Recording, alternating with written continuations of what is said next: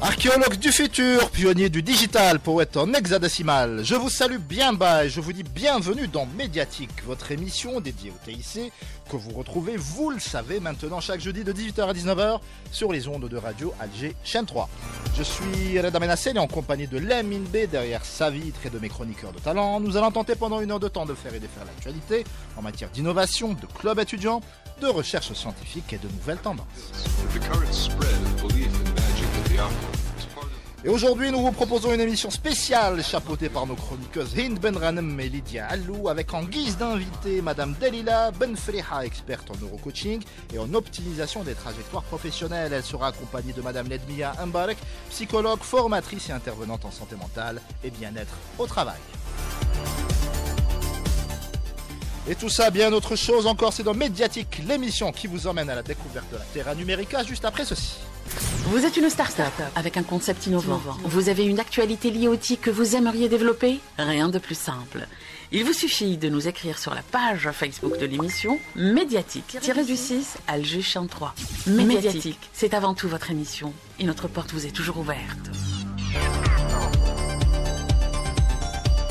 Il est 18h08 sur les ondes de radio Alger chaîne 3. Reda Menassel derrière son fidèle micro pour vous servir, accompagné de Lamine B, toujours et à jamais condamné à rester derrière sa vitre. Je suis aussi accompagné par mes deux chroniqueuses que le monde, l'univers, le continuum espace-temps nous envie, en l'occurrence Lydia Allou et Hind Benranem. Mesdames, bonsoir. Bonsoir. Et je suis en infériorité numérique dans le studio de l'émission ce soir, puisque j'ai le plaisir de recevoir Madame Delila Benfreha. Elle est experte en neurocoaching et en optimisation des trajectoires professionnelles. Elle est accompagnée de Madame Ledmia Mbarek. Elle est psychologue, formatrice et intervenante en santé mentale et en bien-être du travail. Marhaba bikoum, mesdames. Merci. Allez, Lydia, je sais que tu trépignes d'impatience. Alors merci beaucoup Reda, bonsoir à tous nos amis auditeurs, bienvenue à nos chers invités. Je suis très heureuse de vous accueillir dans cette émission. Donc aujourd'hui nous allons parler de bien-être mental au travail et du coup pour commencer j'aimerais bien savoir Ledmia Mbarek qui est psychologue clinicienne et formatrice, si vous pouvez nous donner votre feedback par rapport à ça, dans le sens où aujourd'hui on voit que les gens se plaignent de plus en plus de pression au travail. Et de burn-out. Ledmia va nous expliquer tout ça. Tout à fait, et que beaucoup aussi se plaignent de peut-être de la façon de faire, que ce soit de l'entreprise ou bien du manager en lui-même, ou qu'ils n'arrivent pas vraiment à suivre entre vie pro et vie perso, ils n'arrivent pas vraiment à trouver un équilibre, et beaucoup se plaignent de ça. Et d'ailleurs, on demande souvent des formations en gestion du stress et gestion du temps, parce qu'ils sont vraiment dépassés. Et j'aimerais bien avoir votre avis aussi, Madame Delila Benfreha, qui est neurocoach aussi, par rapport à ça, parce que c'est un débat quand même. D'ailleurs, on peut commencer par le définir. C'est quoi le bien-être au travail ? En fait, le bien-être au travail, ce sont toutes les conditions, pas uniquement matérielles, mais aussi psychiques, physiques, qui font qu'on travaille, disons, dans les meilleures conditions. Voilà. Après, c'est vrai qu'aujourd'hui, il y a énormément de souffrance au travail parce que on en demande de plus en plus, et on a de moins en moins de moyens aussi. On en donne moins. C'est-à-dire que les entreprises veulent économiser un max, et parfois ils mettent une personne là où il y a besoin d'en avoir 3. Il y a un vrai déséquilibre à ce niveau-là. Et depuis le Covid aussi, avec le télétravail, là on est passé à un autre type de rapport au travail, oui, où il a envahi même la sphère privée. Donc c'est très compliqué. C'est vrai, il n'y a plus cette séparation. Il n'y a plus cette séparation-là, et du coup, ça devient compliqué de maintenir cet équilibre vie perso et vie professionnelle. En tant qu'intervenante donc dans les entreprises, oui, je peux faire des diagnostics, par exemple, où j'établis un diagnostic en disant, voilà, là, le problème de cette équipe, c'est, par exemple, une surcharge en termes d'horaire, ou là, en termes de pression, ou là, un problème de management. En parlant d'horaire, il est l'heure pour nous d'écouter l'appel à la prière, et on revient juste après. Ok. Médiatique, présenté par Reda Menassel chaque jeudi sur Radio Alger chaîne 3.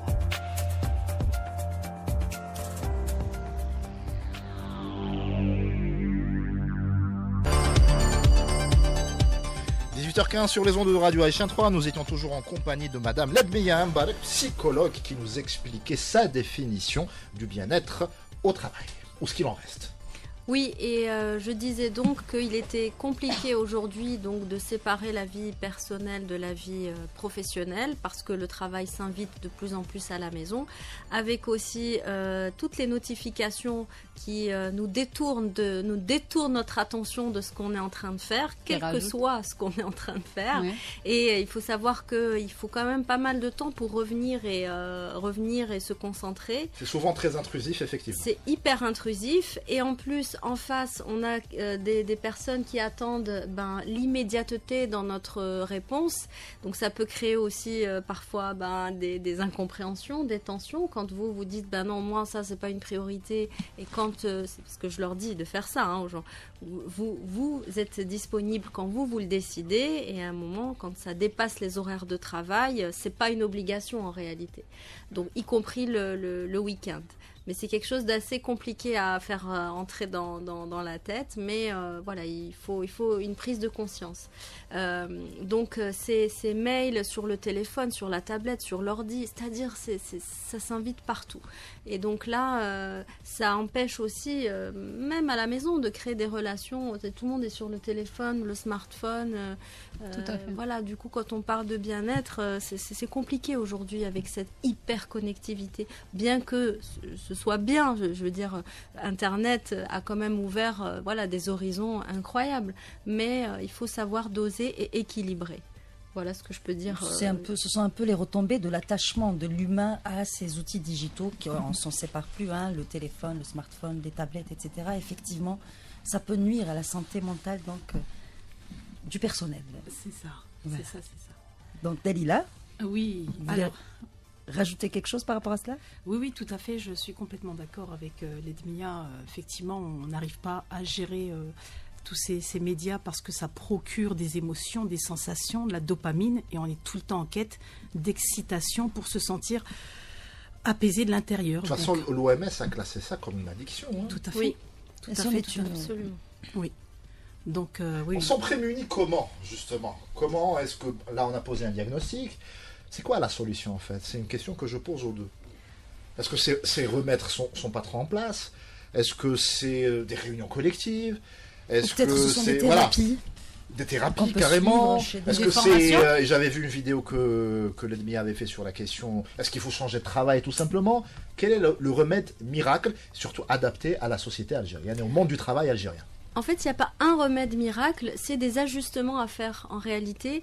Et je pense que c'est important de pouvoir mettre des limites. Et on parlait de burn-out tout à l'heure. C'est un moment, si on n'arrive pas à mettre des limites là, on va se retrouver très rapidement dépassé par le stress et le burn-out. Donc, avoir des moments, par exemple, on fait des ateliers de déconnexion du smartphone, etc. On demande par exemple aux familles de mettre un panier quand ils rentrent. Tout le monde met le portable.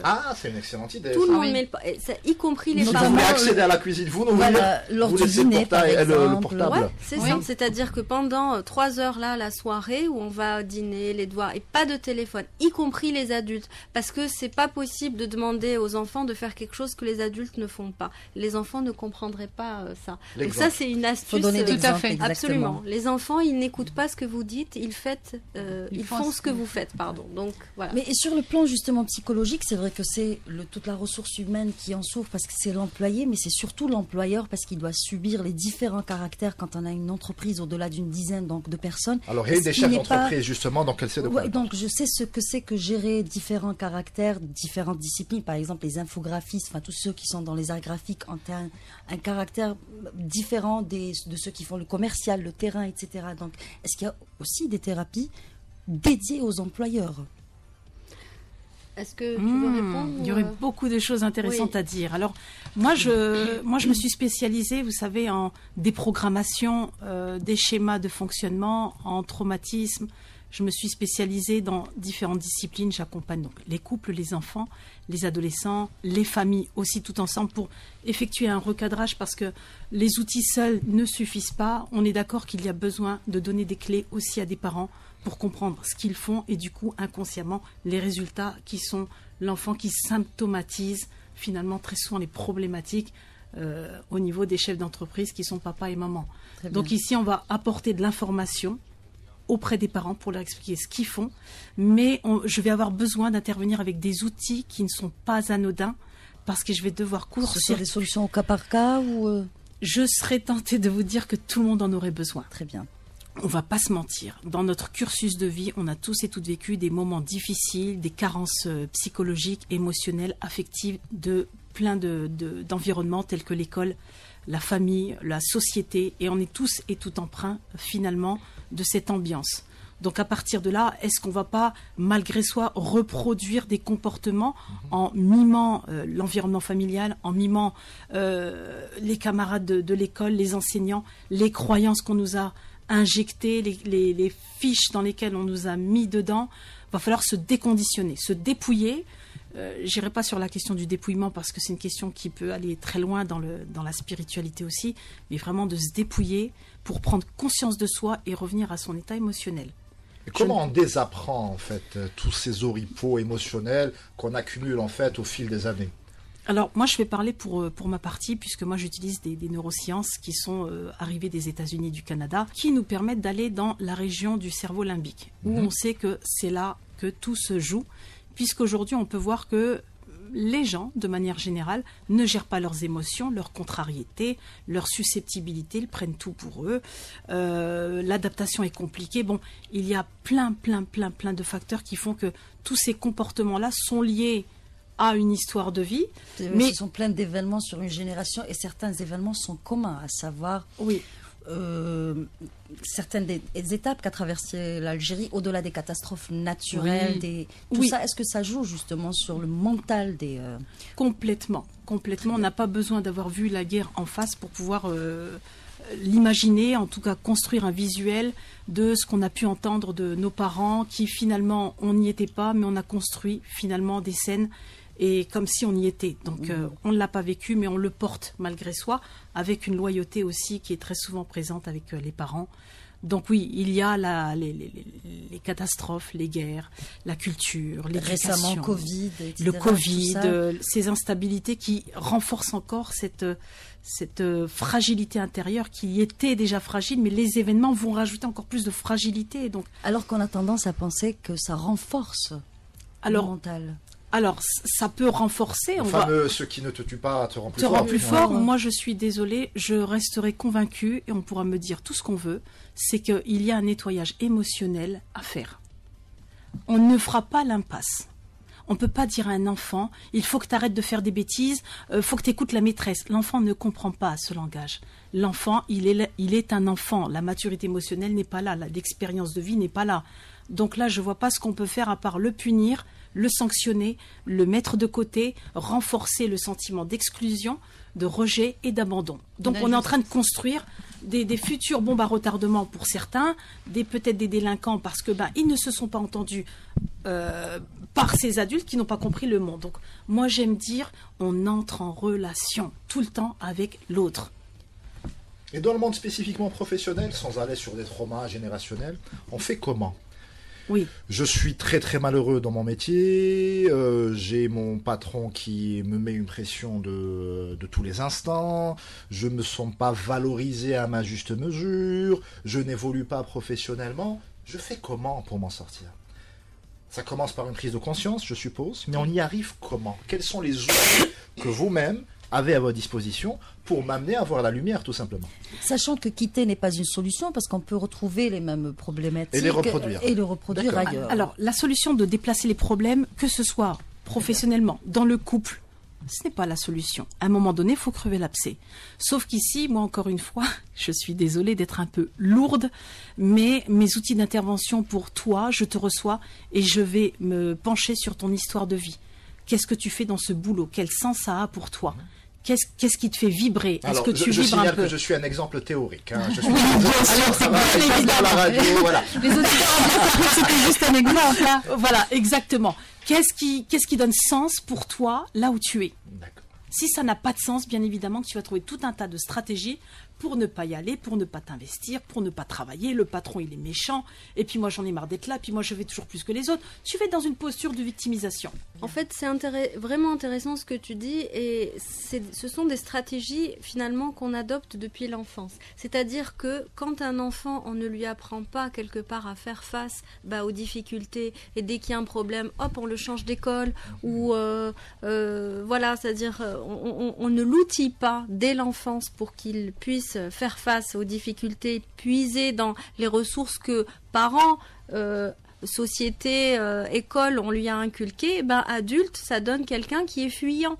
Ça donne quelqu'un qui est responsable. Qui n'assume pas. Tout à fait. C'est-à-dire qui va, à la première difficulté, soit partir, soit remettre la faute sur l'autre. Alors, ça ne veut pas dire qu'il n'y a pas des endroits ou des sociétés où il y a un vrai problème. Je ne veux pas non plus tomber dans le discours hyper culpabilisant qui dit que tout est psychologisant et individuel. Et... Non, il y a aussi des problèmes cas, par exemple, systémiques. Qu'on a traité dans l'émission de harcèlement, de cyberharcèlement. Absolument. Où la solution, effectivement, c'est de retirer l'enfant. C'est-à-dire qu'on n'a oui. pas le choix, en fait. Oui, mais même ça, c'est apprendre à l'enfant déjà à verbaliser, à le rassurer pour qu'il puisse tout dire ce qu'il ressent et valider ce qu'il ressent. Ça va faire un adulte émotionnellement capable aussi de gérer ses émotions et sa communication. Lydia. Tout à fait. Alors justement, je voulais intervenir par rapport à vos deux interventions. C'est très relié, c'est-à-dire que aujourd'hui, on parle d'intelligence émotionnelle et on donne des formations au niveau des entreprises, justement, gestion des conflits via l'intelligence émotionnelle. Et clairement, comme l'a dit Ledmia, c'est que si on apprenait aux enfants justement à pouvoir exprimer leur intelligence émotionnelle, à les outiller, c'est clair qu'on aurait moins de problèmes au niveau des entreprises. Sauf qu'aujourd'hui, au niveau des entreprises, c'est une réalité. Les employés, oui, c'est une réalité d'adulte, c'est-à-dire que les employés se plaignent du fait qu'ils ne sont pas forcément écoutés. Moi, quand je vois... Alors ça, c'est intéressant, pardon. C'est les employés de l'étatique, du privé, des startups. Quels sont les différents, j'allais dire, morphotypes? Allez, utilisons le mot que tu as pu croiser. Ce que j'ai croisé au cours de mes formations par rapport aux employés, que ce soit dans le privé, alors ça peut être privé, étatique, ou par exemple j'ai eu des cas où on avait la partie ressources humaines qui était présente, qui souvent eux se retrouvent un peu entre l'enclume et le marteau. C'est-à-dire qu'ils doivent répondre aux besoins des employés et ils doivent répondre aux besoins de l'entreprise. C'est un peu leur job aussi. C'est leur job, mais après il y en a qui sont partisans, enfin qui vont aller plus vers les employés, peut-être dans le sens plus d'empathie pour... Plus d'empathie, tout à fait. Et c'est plus sévère dans le public parce qu'il y a une réglementation, parce que nous dans le privé on a quand même une certaine liberté de gestion. Tout à fait. Au public. Ça, c'est vrai que je l'ai décelé. Mais après, ça dépend des profils. Moi, la dernière fois, j'avais rencontré des personnes où, par exemple, au niveau des ressources humaines, ça dépend aussi des profils des personnes. Et mon questionnement aujourd'hui, c'est est-ce que c'est les managers ou les responsables ou les personnes qui font face, comme le disait tout à l'heure Hind, qui doivent être accompagnés ou formés, ou est-ce que c'est les employés en priorité? En fait, tout le monde doit être formé, oui. Mais je pense que ça doit démarrer en haut. Très bien. Voilà, c'est quelque chose que je fais. Je forme des managers j'aime pas dire intelligence émotionnelle, je dis compétence émotionnelle. Parce que l'intelligence, c'est comme si c'était quelque chose de figé. On l'a pas. Non, c'est quelque chose qui peut évoluer et heureusement. Donc ces compétences émotionnelles-là, c'est comme quand je dis les parents doivent donner l'exemple pour les enfants. Là, c'est un petit peu la même chose. Ça doit démarrer, je pense. Un patron qui arrive en retard ne peut pas exiger que ses employés soient à l'heure. Absolument. Voilà. Donc là, c'est un petit peu compliqué. Donc je pense que ça doit démarrer en haut. On peut démarrer tout le monde en même temps, c'est bien aussi. Mais je trouve que tout le monde doit passer par là. C'est la base, c'est-à-dire que si à un moment vous ne savez même pas qu'est-ce que vous ressentez vous-même, vous n'êtes pas capable de détecter ce que l'autre ressent, comment vous voulez être en interaction, comment vous voulez avoir des relations ou constructives ou c'est compliqué. Tout à fait. Et j'imagine pour le remède, aujourd'hui vous avez donc des process un peu traditionnels, ce que vous avez appris à l'école, donc c'est très traditionnel, mais est-ce qu'il y a, parlant d'innovation, des outils aujourd'hui qui vous notamment permettent, grâce à l'intelligence artificielle. Grâce à l'intelligence artificielle et autres donc mécanismes qui vous permettent de donner des solutions plus rapidement et de manière plus efficace. Madame Beffler. Oui, alors effectivement, on a les thérapies brèves dont on entend de plus en plus parler, qui sont vraiment des outils assez précieux quand on sait les utiliser. Alors, qu'est-ce que c'est ? Ça s'appelle les outils brefs. Alors, les outils de thérapie brève, c'est par exemple l'hypnose est un outil de thérapie brève. D'accord. Le MDR, la thérapie par les mouvements oculaires, puisqu'on va travailler avec les deux cerveaux.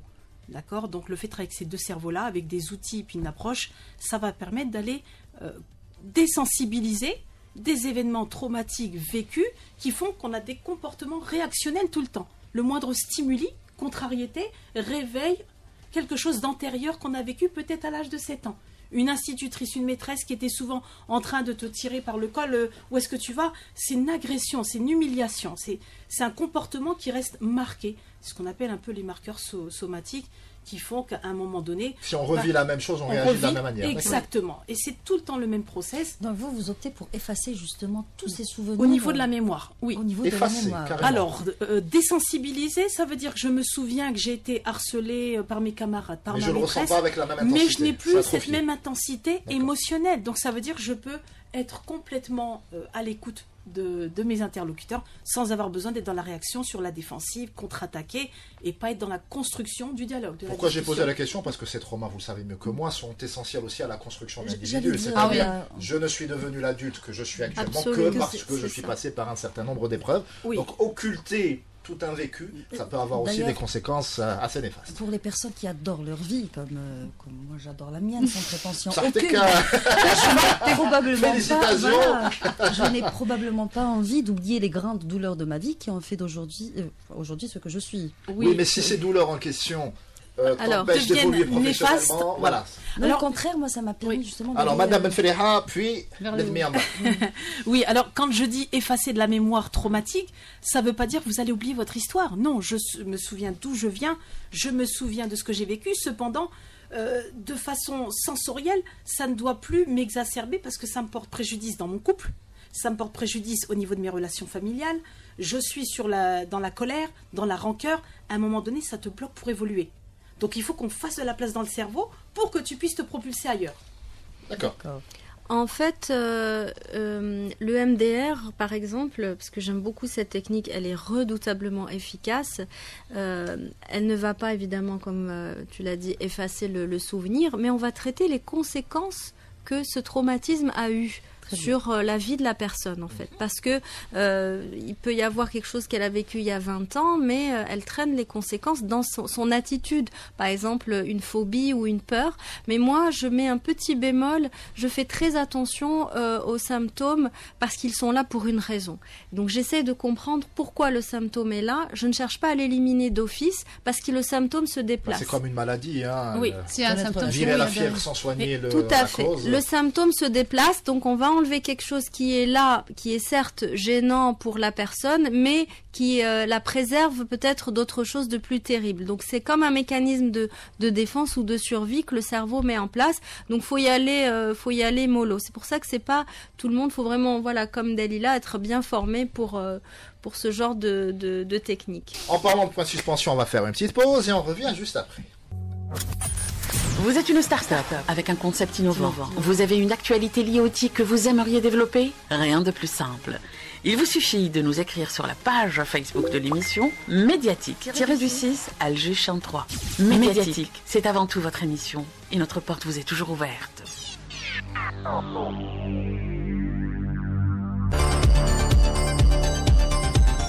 18h38 sur les ondes de Radio Aïchan 3, toujours en compagnie de nos deux chroniqueuses Hind Benranem et Lydia Allou, accompagnées de nos deux invités, Madame Dalila Benfeleha et Madame Ledmia Mbarek. Lydia, tu avais un tas de questions à poser. Alors, justement, parce qu'on a discuté, bien sûr, pendant la pause, et la question du... Alors, Ledmia nous avait parlé du téléphone par rapport au fait de mettre le téléphone dans les paniers. Ça peut être une astuce très pratique. Ce sevrage numérique. Oui, c'est un sevrage numérique, mais aujourd'hui, il faut dire la réalité, c'est qu'on dépend des outils informatiques, de la technologie, c'est-à-dire de nos téléphones, des portables, des tablettes, on les voit partout. Et du coup, ma question, justement, par rapport à ça, parce qu'il y a des entreprises qui se rendent compte qu'aujourd'hui, on devient de plus en plus addict, et en termes de bien-être bien-être au travail, c'est que justement l'IA aussi, on va parler aussi, j'ai une autre question par rapport à l'intelligence artificielle, parce qu'on en a parlé tout à l'heure aussi, c'est comment faire pour encourager les employés à moins être sur leur téléphone ou à moins être sur les écrans, parce qu'il y a des entreprises qui ont déjà encouragé les employés, par exemple, à faire plus de marche, faire plus de sport, manger plus équilibré, être moins sur les écrans. C'est recommandé pour certains métiers. Hein. C'est recommandé, mais après, on le 20 fait... minutes de pause. On le fait pas forcément. On le fait pas. En Algérie, ça se fait, ça? En Algérie, on n'est pas encore arrivé à ça, mais ça dépend en fait des entreprises. D'accord. Mais il y a des entreprises. Donc ça reste des initiatives spontanées des. Il y a des entreprises qui motivent ça au niveau chez leurs employés, parce qu'ils savent que clairement, on le sait tous, hein, manger équilibré, faire du sport, avoir un sommeil réparateur et de qualité, ça veut dire qu'on sera plus épanoui. Oui, le rêve, et on sera plus productif au travail, clairement. Après, réellement, qu'est-ce qu'on pourrait faire justement pour être moins addict, je dirais, parce que quelque part c'est une addiction, parce que l'OMS aussi parle d'addiction. Donc selon vous, en tant qu'expert, qu'est-ce qu'on pourrait mettre en place au niveau des entreprises, par exemple? C'est comme une cure de désintoxication. Qui s'y colle? Déjà, expliquer aux gens l'intérêt de la démarche, parce que je pense qu'on ne peut pas leur imposer comme ça. Ils doivent comprendre, voilà ce qui se passe lorsque vous êtes addict au téléphone. Voilà, par exemple, le téléphone, hein, ou ça peut être autre chose, mais leur montrer qu'ils passent à côté de beaucoup de choses, en réalité. C'est-à-dire qu'ils ne sont pas pleinement présents dans ce qu'ils sont en train de faire. Donc la vie, quand même, elle est un peu moins riche quand on est en train de faire trois ou quatre choses à la fois. Il n'y a rien qu'on va faire à fond ou bien. Il ne faut pas croire qu'on peut faire plusieurs choses à la fois et bien le faire. Ça, c'est faux. Donc ça, c'est recevable dans le cas de ceux qui font un métier passion, ils ont la chance de s'épanouir et d'aimer ce qu'ils font.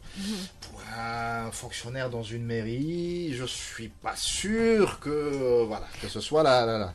En même temps, l'argument, ça peut être, si tu veux être plus efficace dans ton travail, à la limite, et partir plus tôt, voilà ce que tu dois faire. Ça peut être un argument recevable. Au lieu de passer des journées à rallonge parce que entrecoupé de 10 000 notifications, de ceci, d'une vidéo, machin, ça fait des journées quand même à rallonge. Là, dire, ok, là, tu vas être efficace, tu fais ce que tu as à faire, et puis tu rentres chez toi et tu fais ce que tu veux. Par exemple, vous voyez, mais ce présentiel-là, être là sans être là, c'est une perte d'énergie, de temps, d'argent, et tout le monde est perdant. Dans les rédactions de journalistes, on voit ça très très souvent. C'est-à-dire que vous avez des reporters, il sort, il fait sa couverture, il rentre, il écrit son papier, il rentre chez lui.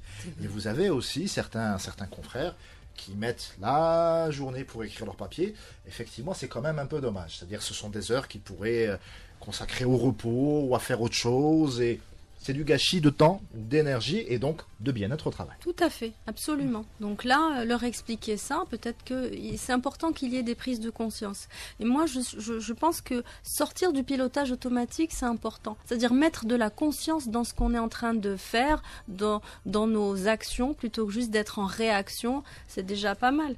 Madame Frère. C'est vrai qu'il faudrait peut-être les sensibiliser au niveau...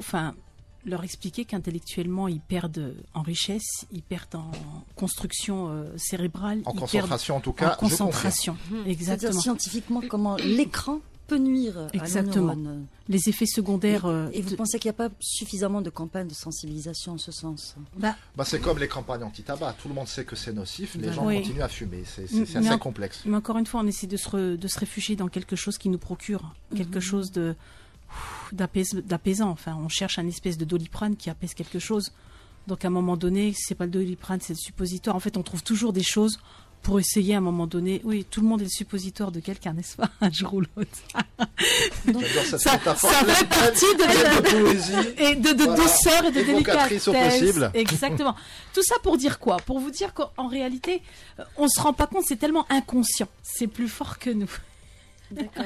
Et justement par rapport à cette addiction, aujourd'hui quand je vois des parents qui, pour faire taire leurs enfants, leur proposent donc des téléphones et des vidéos, etc., est-ce qu'on est là, est-ce qu'on doit justement agir au niveau des parents et dire qu'il ne faut plus donner à l'enfant, ou aller vers l'enfant pour dire que le téléphone est mauvais? Alors on avait fait une émission spéciale il y a 2 semaines par rapport à ça, et effectivement c'est assez facile de jeter la pierre aux parents, parce que si les 2 parents travaillent, ils sont KO en fin de journée.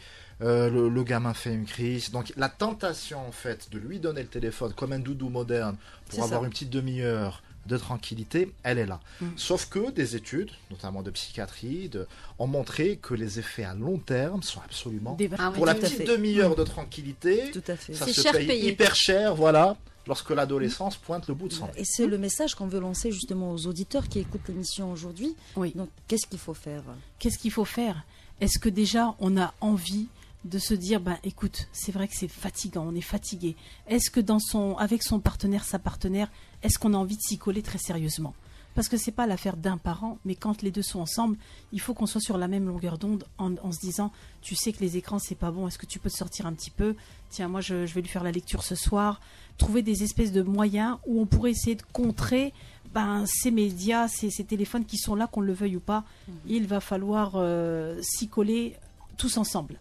Et donner l'exemple aussi en tant que parents, parce que nous aussi, on est souvent sur nos téléphones et nos enfants apprennent par mimétisme, comme l'avait dit d'ailleurs Ludmilla. Donc c'est hyper important. Oui. Il faut sensibiliser. Je pense que la sensibilisation doit être de plus en plus présente parce qu'on voit en plus maintenant des parents qui donnent au téléphone à des enfants de moins de 3 ans. Alors que Boris Cyrulnik, il me semble, c'est moins de 6 ans.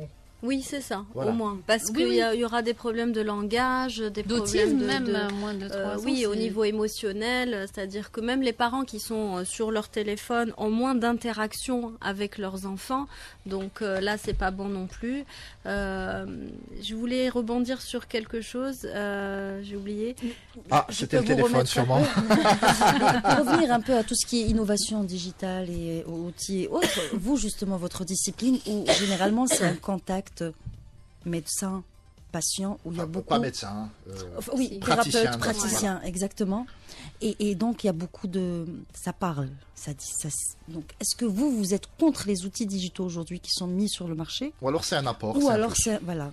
Mais de quel outil vous parlez? Ce qui existe depuis déjà la nuit des temps, on parlait du détecteur par exemple de mensonges, c'est un outil qui agit directement sur le cerveau. Est-il fiable ou pas? Aujourd'hui, avec l'innovation, qu'est-ce qu'il y a sur le marché de la santé mentale? Oula, ça c'est de la question, détecteur de mensonges, je l'attendais pas celle-là.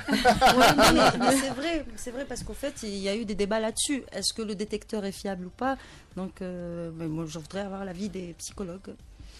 Alors, Mia. C'est compliqué parce que là, j'aurais l'impression d'être dans un Minority Report. Vous voyez, bis. Voilà, je peux pas, moi, si vous voulez, enlever d'abord le libre arbitre aux gens. Je peux pas les figer dans quelque chose à un moment T. Je trouve ça un petit peu compliqué. Et, on en parlait en off tout à l'heure. J'avais évoqué le Brice Meyer. C'est ça. Et tu n'étais pas super convaincu par la pertinence de ce genre de test. Oui, parce que tous ces tests-là, ils occultent l'état émotionnel de la personne, sa capacité de concentration. Telle qu'elle est aujourd'hui, elle ne sera pas comme ça dans une semaine, dans 2 heures. Donc, ça dit quoi? Moi, je me fie beaucoup à l'entretien clinique. Je reviens à l'humain, au face-à-face. Peut-être que c'est un peu archaïque, mais c'est ce qui fonctionne. Et alors, tout à l'heure, on parlait de est-ce que l'IA va remplacer le psychologue ou le coach? Je ne sais pas, moi, d'un point de vue émotionnel, qu'est-ce que l'intelligence artificielle va renvoyer de l'autre? Moi, je trouve que l'humain a encore de beaux jours devant lui, et heureusement, je ne sais pas ce que tu en penses. Si, moi je suis complètement d'accord qu'un robot peut pas non plus, en tout cas pour le moment après, paraît-il... pour l'instant, on va dire pour l'instant, pour l'instant, mais il va falloir quand même s'adapter à cette IA qui sera là. Dans tous les cas, on ne peut pas faire l'impasse de se dire elle n'arrive pas, il y a des beaux jours certes, mais... ça va très très vite. En tout cas, le soir, moi de temps en temps, je discute avec ChatGPT et ça donne des conversations intéressantes. Petite pause et on revient. Médiatique, présenté par Reda Ménacel chaque jeudi sur Radio Alger 3.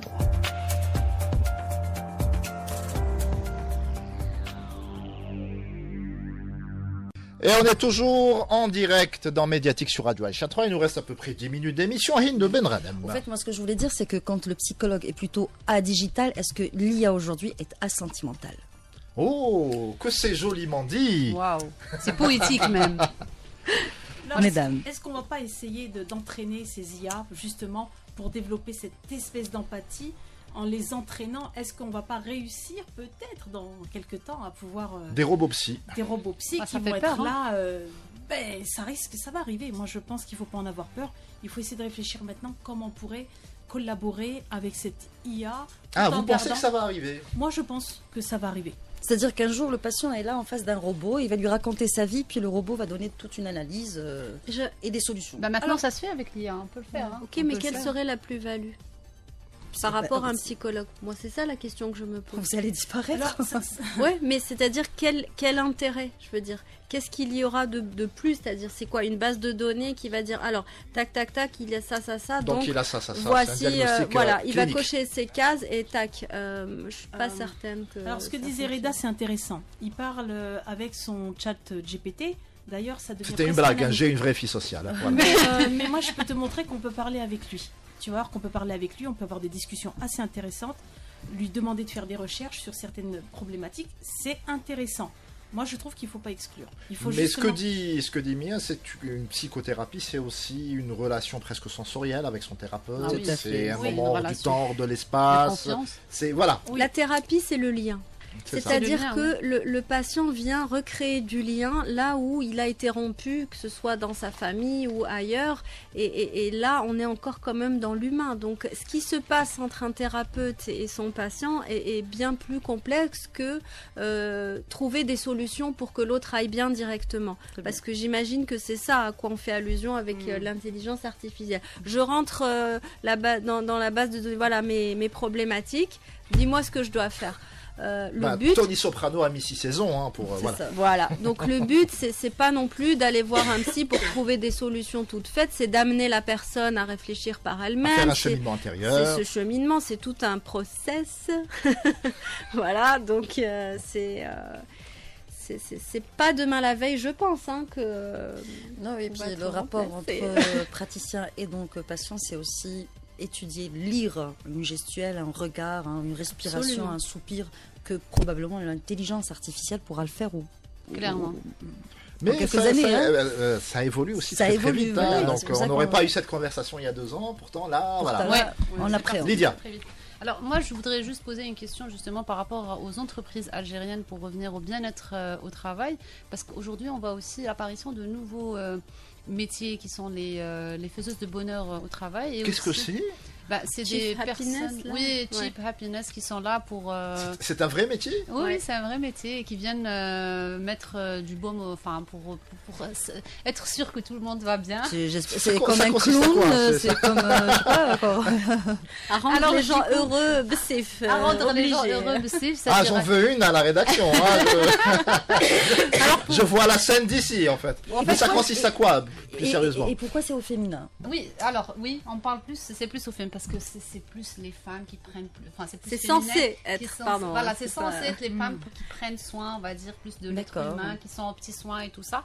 Et en fait, ma question c'est parce que ici en Algérie, je n'en ai pas vraiment vu, mais c'est des personnes qui sont là pour apporter du bonheur au Mais niveau comment, de l'entreprise. manière pratique et pragmatique?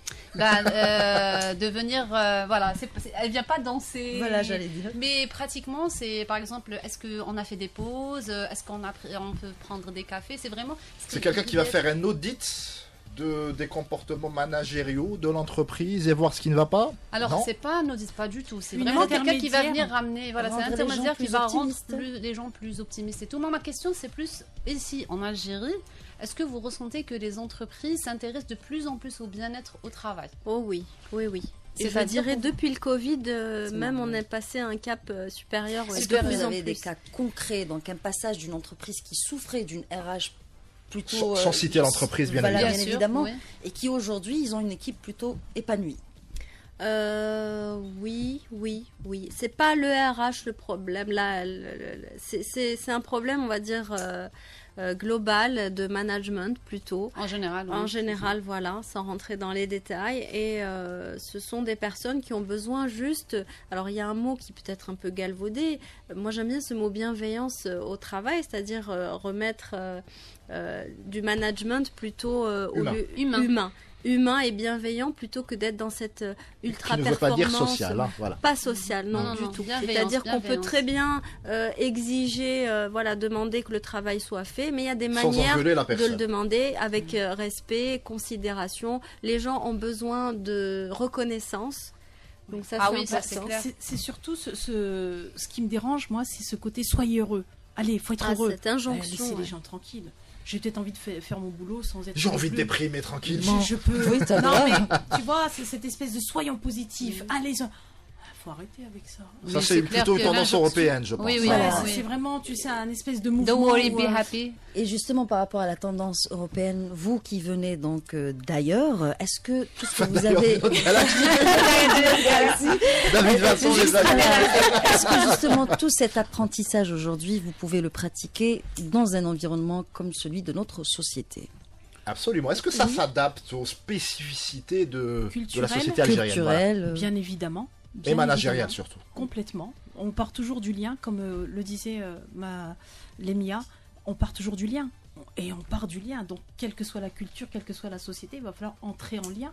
Et c'est toujours une invitation à entrer en lien, que vous soyez qu'un enfant, un adulte. Mais on l'adapte comment? Par exemple, salarié. en Algérie, c'est beaucoup d'entreprises, par exemple, familiales. Voilà, c'est vraiment la structure ancestrale managériale de si votre le pays. boss est ton frère, Voilà, il c'est ne ton peut pas frère, connaître comment? tes C'est mots, ça. il ne peut pas connaître les douleurs de ta vie, les grands événements. On s'y etc. adapte comment? Oui, j'ai eu un cas, je me souviens d'un cas d'une personne qui est venue, qui était en dépression et qui travaille dans l'entreprise familiale donc depuis quasiment toute sa vie, qui a une cinquantaine d'années. Et elle est venue parce qu'elle me dit, je n'ai rien construit à moi, D'accord. je n'ai même pas de salaire, c'est-à-dire on me donne de l'argent Hackdeck, donc voilà, c'est une personne qui a du mal à s'individualiser et ça c'est un problème très culturel chez nous, c'est-à-dire le grand défi c'est comment exister en tant qu'individu quand tout en faisant partie de cette famille et en étant loyal vis-à-vis de la famille. Et n'ont pas existé justement en tant que à fille de travers, tel absolument. ou frère d'un tel. Ou, Oui. Ça, c'est quelque chose de très culturel qu'on trouve ici. Et donc, l'idée, c'était de lui montrer que les deux ne sont pas forcément incompatibles et qu'il peut très bien s'affirmer, exister en tant qu'individu, tout en étant en lien avec sa famille. Mais tout est une question d'équilibre. Donc ça s'est travaillé et ça a donné en du thérapie. résultat. Et oui. Très bien. Alors, je dirais que ça existe aussi en Occident, hein, ce système de famille où on est tout le monde doit tout à tout le monde possède tout le monde, t'es mon frère mais tu me dois tout.